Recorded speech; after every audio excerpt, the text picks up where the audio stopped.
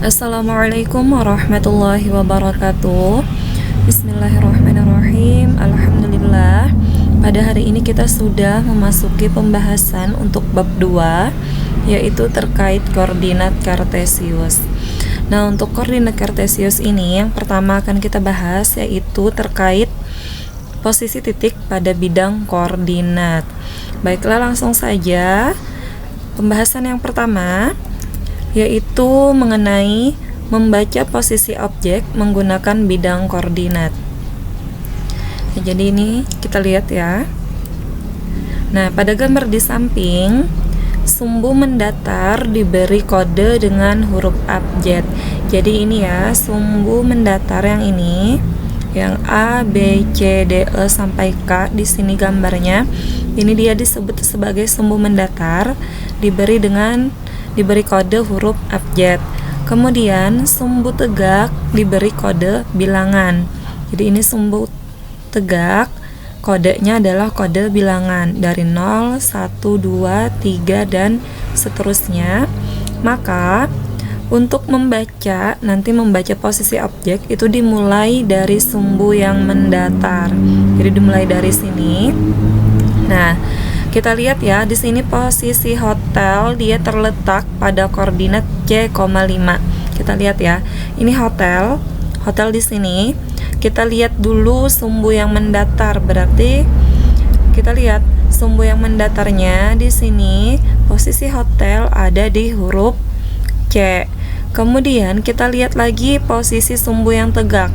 Hotel ini dia posisinya ada pada bilangan 5. Tadi aturannya untuk membaca itu kita dimulai dari sumbu mendatar, maka hotel dia posisinya terletak pada C,5. Selanjutnya kita lihat di sini ada bank. Bank ini dia posisinya ada di huruf F, kemudian juga berada pada bilangan 5. Maka posisi bank dia terletak pada koordinat F,5 karena dia membacanya harus dari sumbu yang mendatar dulu. Selanjutnya di sini ada pasar. Kita lihat lagi, pasar dia terletak pada huruf F dan pada bilangan 6. Berarti pasar terletak pada koordinat F,6. Jadi ini mendatar, baru kemudian yang tegaknya yang kita baca. Selanjutnya yang keempat, sekolah. Sekolah terletak pada koordinat G,4. Kita lihat ya, ini benar ya, G,4. Dan yang terakhir pada gambar di sini ada kantor. Kantor ini terletak pada koordinat J,3. 3 ya. Jadi ini ibu salah ketik, kita benarkan dulu, mohon maaf ya. Jadi ini kantor itu terletak pada koordinat J,3. Nah, selanjutnya membaca dan menuliskan posisi titik pada bidang koordinat. Membaca dan menuliskan ya. Jadi yang pertama, penentuan posisi pada bidang koordinat dinyatakan dengan koordinat X, Y. Ini yang harus kalian ingat. Jadi penentuan posisi pada bidang koordinat dinyatakan dengan koordinat X, Y. Yang selanjutnya, tempat untuk meletakkan titik disebut sebagai bidang koordinat. Nah, jadi ini dia disebut sebagai bidang koordinat. Selanjutnya, unsur-unsurnya terdiri dari yang pertama, sumbu X dia adalah sumbu mendatar. Jadi harus kalian ingat, jika sumbu X maka dia adalah sumbu yang mendatar. Yang ini berarti sumbu mendatar. Jadi dia ada bilangan positif di sebelah kanan dan ada bilangan negatif di sebelah kiri. Yang kedua ada sumbu Y. Sumbu Y ini dia yang tegak lurus. Jadi yang ini namanya sumbu Y, jangan sampai ketukar. Jadi kan tadi aturan membaca posisi titik itu dia harus dari yang X dulu, dari yang mendatar dulu. Berarti yang mendatar kan di sini adalah X. Jadi X dulu baru yang tegak lurus. Yang tegak lurus adalah yang Y. Jadi X, Y. Ingat ya yang ini. Menentukan posisi titik dinyatakan dengan koordinat X, Y. Nah, jadi tadi unsurnya yang pertama ada sumbu X, yaitu sumbu yang mendatar. Yang kedua ada sumbu Y, yaitu sumbu yang tegak, juga terdiri dari bilangan positif berada di atas dan bilangan negatif berada di bawah 0. Nah, kemudian ada titik asal atau titik pangkal, dia adalah koordinat 0,0. Jadi posisinya di tengah. Di sini. Di tengah ini dia namanya koordinat 0,0 atau disebut sebagai titik asal atau titik pangkal. Nah, selanjutnya titik asal atau titik pangkal ini dia juga disebut sebagai titik acuan dan titik potong sumbu X dengan sumbu Y. Jadi dia merupakan titik potong. Kan tadi yang mendatar adalah sumbu X, kemudian yang tegak adalah sumbu Y. Maka titik potongnya ini dia adalah koordinat 0,0. Nah, kemudian di sini kita lihat dulu ya. Yang ini di sini ada terbagi menjadi 4 bagian ya. Kalau kalian perhatikan dengan seksama, di sini ada bagian pertama, ada bagian kedua, ada bagian ketiga, dan ada bagian keempat. Jadi bidang koordinat dia terbagi menjadi 4 bagian. Yang pertama ini dia disebut sebagai kuadran 1. Jadi yang itu disebut sebagai kuadran 1. Kuadran 1 ini nilainya adalah X-nya positif dan Y-nya positif. Nih kita lihat ya. Kita lihat bilangan di kuadran 1 ini nilai X. X-nya ini kan bilangannya berupa bilangan positif. Sedangkan Y, ini yang Y juga merupakan bilangan positif. Inilah kenapa di kuadran 1 itu X-nya positif dan Y-nya positif. Yang selanjutnya, yang ini wilayah yang kedua, ini disebut sebagai kuadran 2.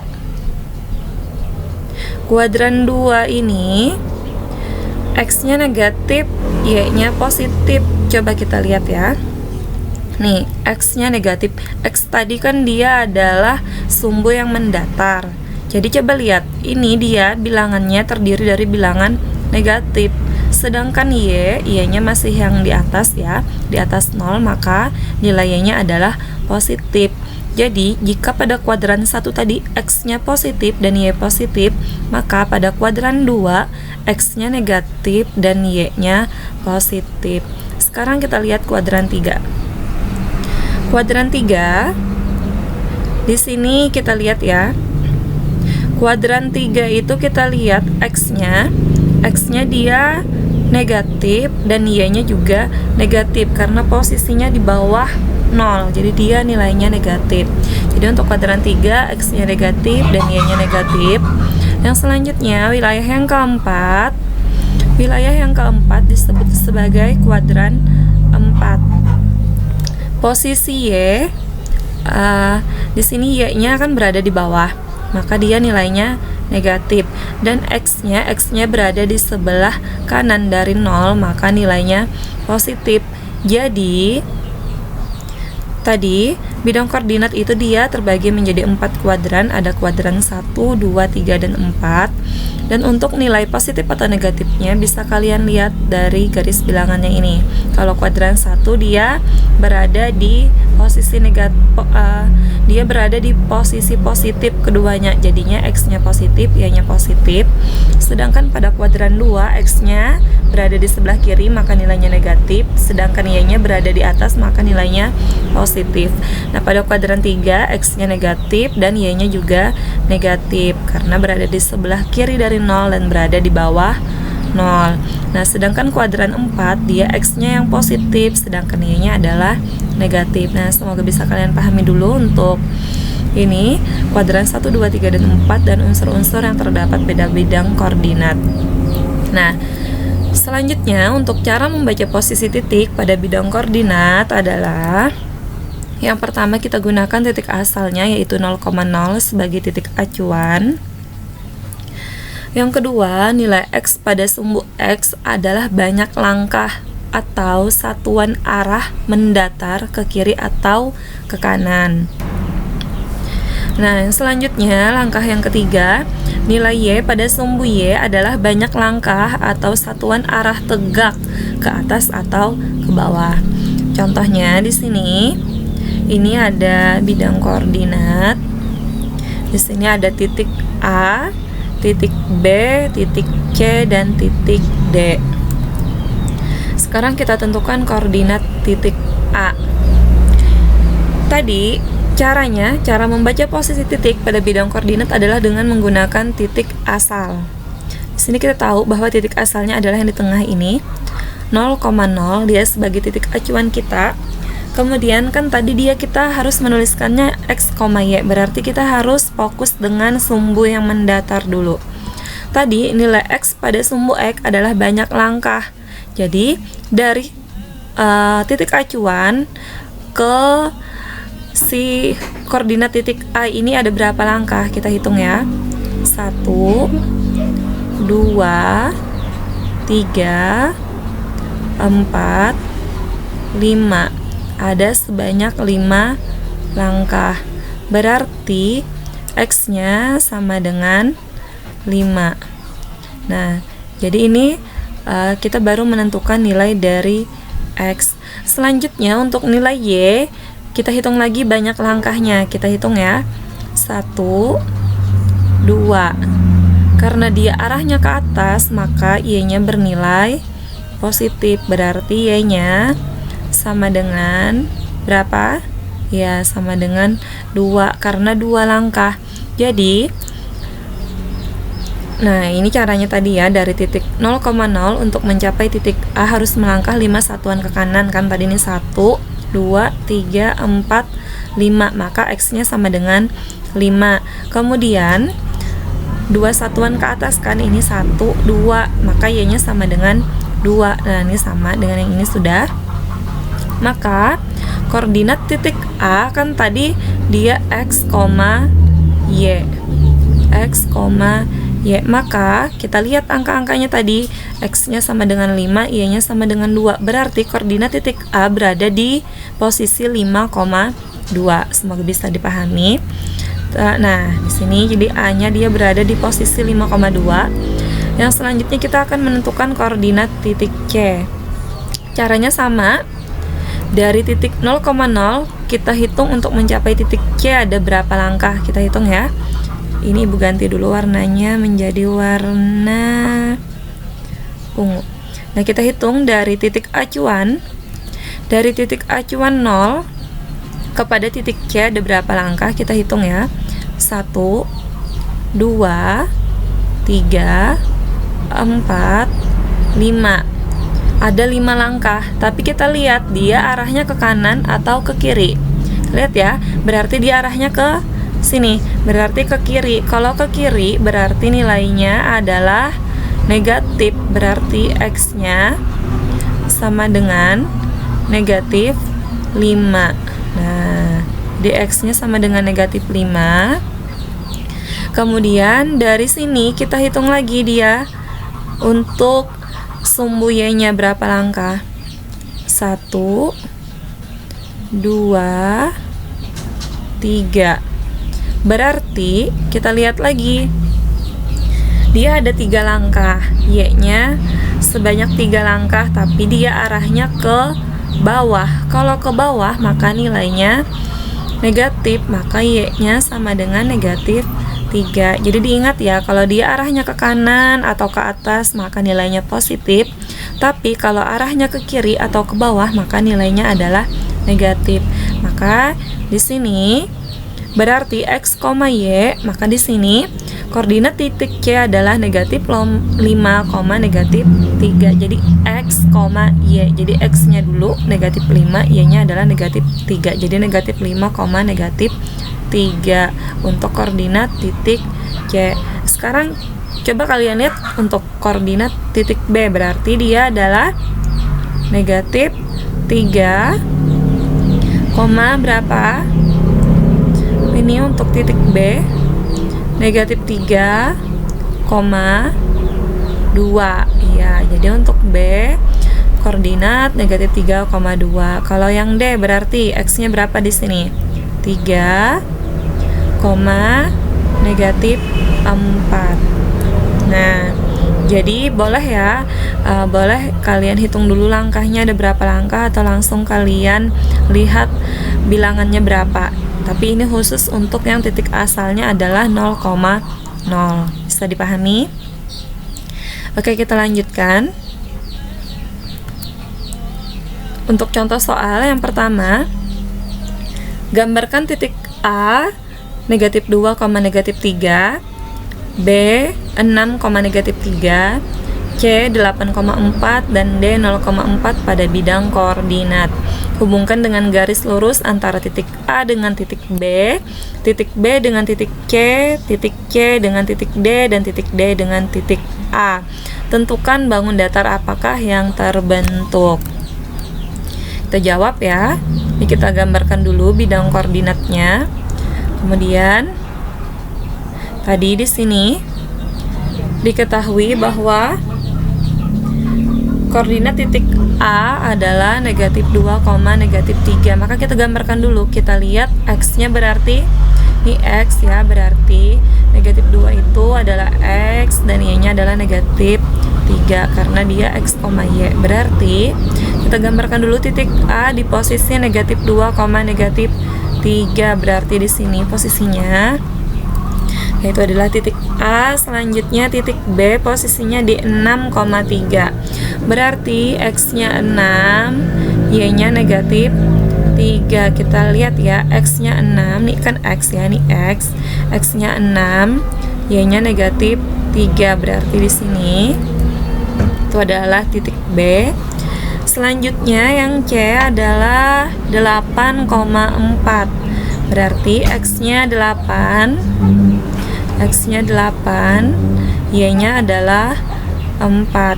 Jadi di sini kita lihat pada sumbu yang mendatar, kita lihat X-nya 8, Y-nya 4, berarti dia di sini titiknya.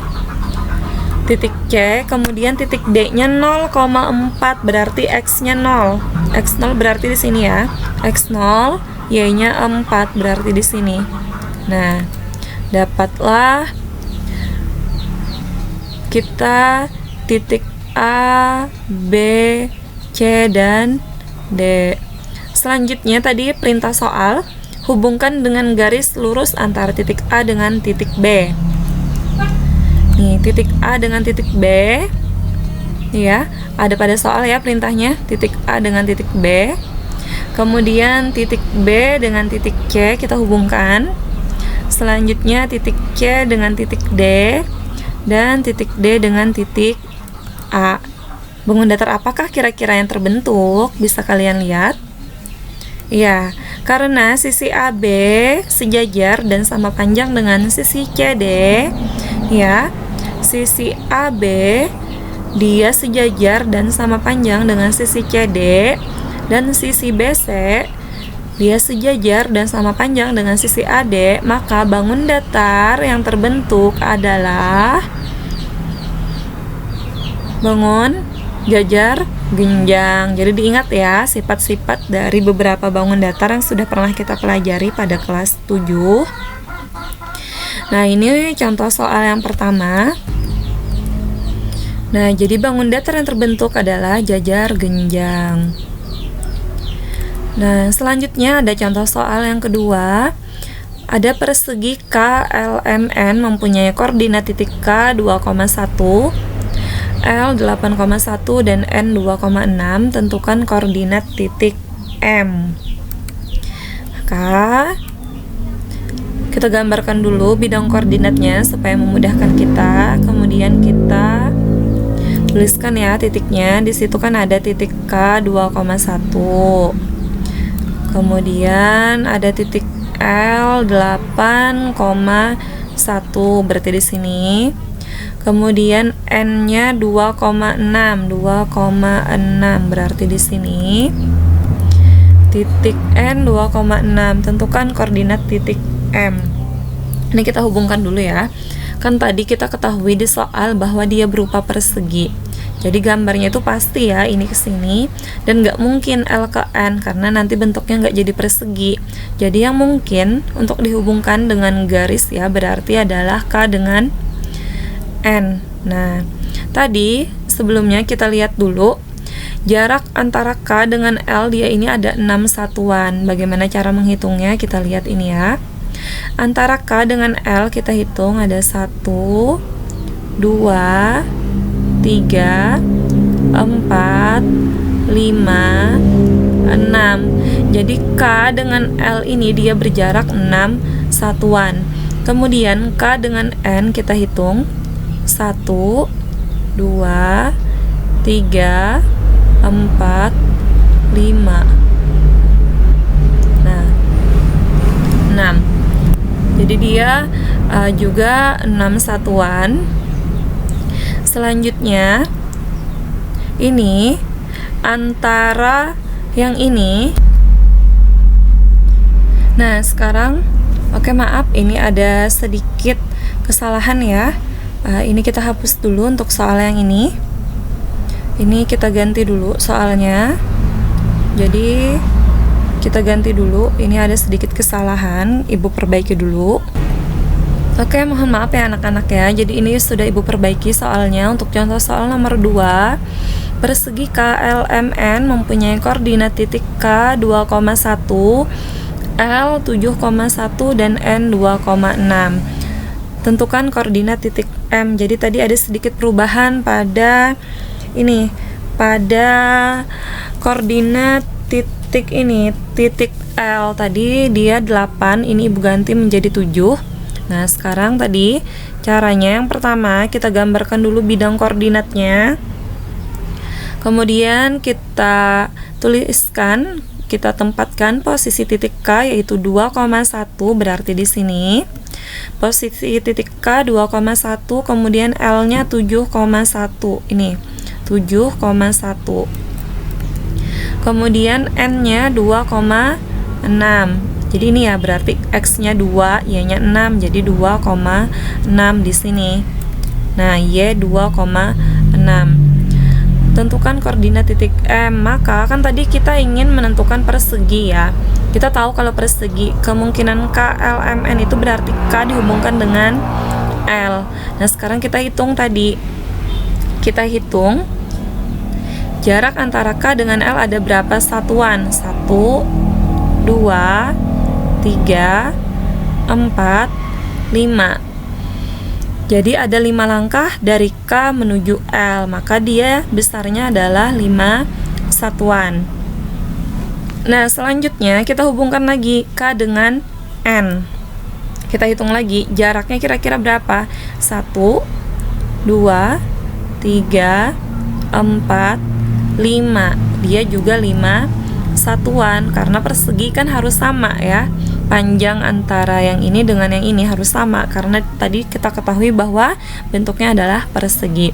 Selanjutnya kita harus menentukan titik M agar dia menjadi bentuknya persegi. Berarti gimana?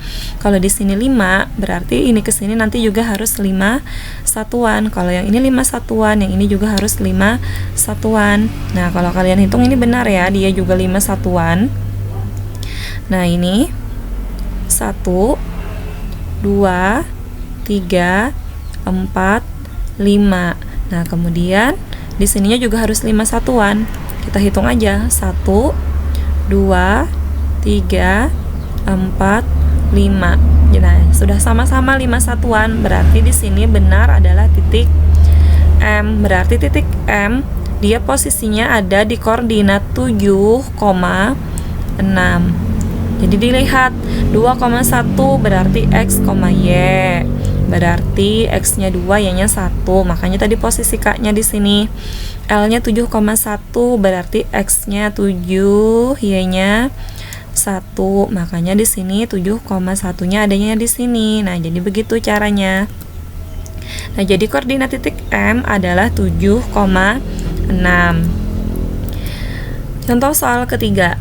Belah ketupat PQRS mempunyai koordinat titik P negatif 1,1, Q 3, negatif 2, R 7,1 dan S 3,4.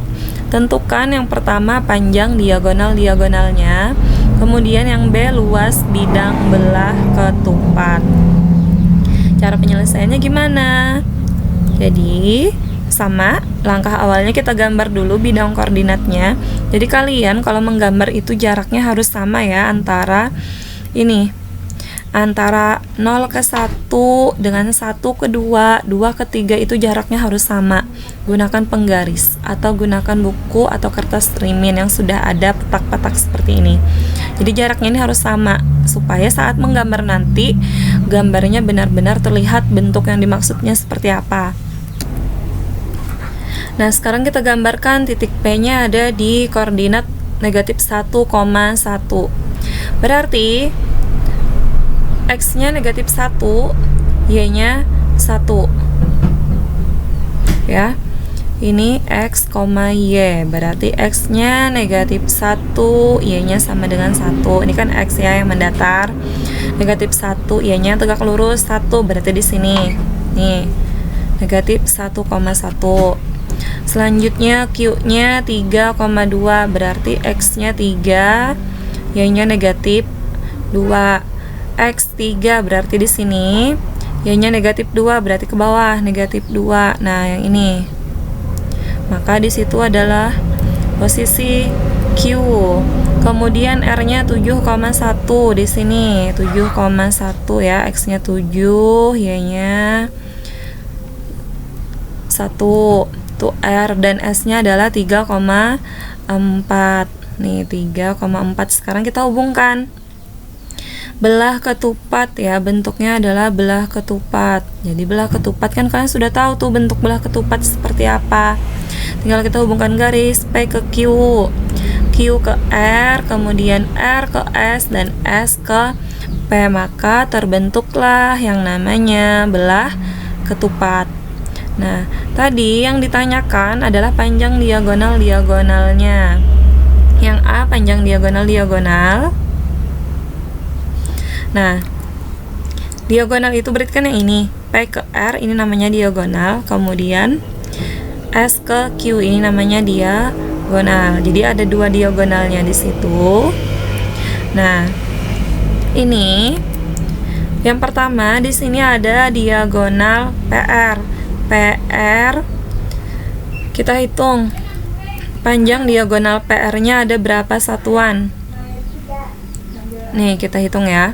Dari P ke R 1, 2, 3, 4, 5, 6, 7, 8. Berarti panjang diagonal PR adalah 8 satuan. Selanjutnya ada diagonal QS. Kita hitung panjangnya berapa? 1, 2, 3, 4, 5, 6. Berarti diagonal QS panjangnya adalah 6 satuan. Panjang diagonal-diagonalnya. Jadi, panjang diagonal-diagonalnya adalah 8 dan 6 satuan. Selanjutnya yang B, luas belah ketupat. Pada kelas 7 kita sudah mempelajari terkait luas dari belah ketupat, yaitu rumusnya adalah D1 dikali D2 dibagi 2. D1-nya di sini adalah PR dan D2-nya adalah QS. D itu artinya diagonal ya. Nah, sekarang tinggal kita masukkan angkanya. PR tadi dia nilainya adalah 8, QS nilainya adalah 6, berarti 8 dikali 6 dibagi 2. 8 dikali 6 sama dengan 48, dibagi 2 sama dengan 24. Jadi luas bidang belah ketupat adalah 24 satuan. Yang selanjutnya jarak tempat terhadap garis sumbu. Nah, jadi di sini ada beberapa tempat ya. Jadi di sini kita umpamakan sumbu X ini adalah jalan X. Kemudian sumbu Y adalah jalan Y. Nah, ini di sini ada rumah belajar, pasar, MTS 9 Banjar, dan bank. Nah, perhatikan gambar, terdapat jalan utama X dan jalan utama Y. Jarak tempat terhadap jalan utama. Yang pertama, MTSN 9 Banjar berjarak 3 satuan terhadap jalan X. Kita cek ya, MTS-nya ada di sini. Berjarak 3 satuan terhadap jalan X. Ini kan jalan X ya. Jaraknya dari MTS ke jalan, kita hitung benar nggak 3? 1, 2, 3. Benar ya. Nah, selanjutnya jaraknya 3 satuan terhadap jalan Y. Jalan Y yang ini MTS-nya kita hitung 1, 2, 3. Nah, selanjutnya pasar berjarak 3 satuan terhadap jalan X. Jadi X-nya yang ini tadi ya, sumbu mendatar. Kita hitung jarak dari pasar 1, 2, 3. 3 satuan. Jadi pasar berjarak 3 satuan terhadap jalan X. Selanjutnya terhadap jalan Y kita hitung 1, 2, 3, 4. Ada 4 satuan. Hati-hati ketukar ya kalau hanya jarak tempat ini. Nah, kemudian bank berjarak 5 satuan terhadap jalan X. Banknya di sini 5 satuan. Katanya kita coba hitung benar nggak? 1, 2, 3, 4, 5. Benar, dia 5 satuan terhadap jalan X. Kemudian 2 satuan terhadap jalan Y. 1, 2. Benar ya, dia berarti ini jawabannya. Jadi begini cara membaca jarak tempat terhadap garis sumbu. Nah, yang harus kalian ingat, pada jarak ini tidak ada istilah negatif. Jadi kalau kita berbicara tentang jarak itu nggak ada yang namanya negatif, pasti nilainya berupa positif. Yang membedakan nanti apakah dia berjaraknya ke sebelah kanan atau ke sebelah kiri, ke atas atau ke bawah. Nah, di sini ada contoh soal. Diketahui sebuah titik berjarak 3 satuan terhadap sumbu X dan 1 satuan terhadap sumbu Y. Jelaskan kemungkinan titik tersebut. Jawab yang pertama, titik berjarak 3 satuan terhadap sumbu X. Berarti dia bisa 3 satuan di atas atau 3 satuan di bawahnya dari sumbu X. Nih kita lihat ya gambarnya. Perhatikan, titik berjarak 3 satuan terhadap sumbu X, berarti dia bisa ke atas atau bisa ke bawahnya. Ini kan sumbu X ya, ini sumbu X. Sumbu X di sini nih, yang mendatar ini dia berupa sumbu X. Nah, dia 3 satuan di atasnya atau bisa juga 3 satuan di bawahnya. Nah, jadi bisa ke atas, bisa juga ke bawah. Nah, selanjutnya titik berjarak 1 satuan terhadap sumbu Y. Sumbu Y ini kan yang ini, yang tegak lurus ya. Ini sumbu Y yang tegak lurus. Jadi dia bisa 1 satuan di kanannya atau 1 satuan di sebelah kiri. Nah, bentar Ibu ini dulu. Nah, jadi dia bisa berada di sebelah kanannya atau bisa juga berada di sebelah kirinya. Nah, jadi kemungkinannya seperti itu. Karena tadi jarak tidak ada yang negatif, maka kita berbicara tentang kemungkinannya. Dia bisa berada di atas atau di bawah, atau bisa di kanan atau di kiri. Nah, setelah kita tahu kemungkinannya, maka sekarang coba kita hubungkan. Yang pertama yang ini, kemungkinan koordinat titik di sini kita hubungkan ya, yang ini kita hubungkan dengan yang ini.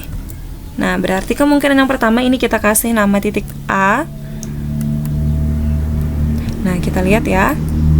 Titik A ini berarti dia koordinatnya ada di 1,3.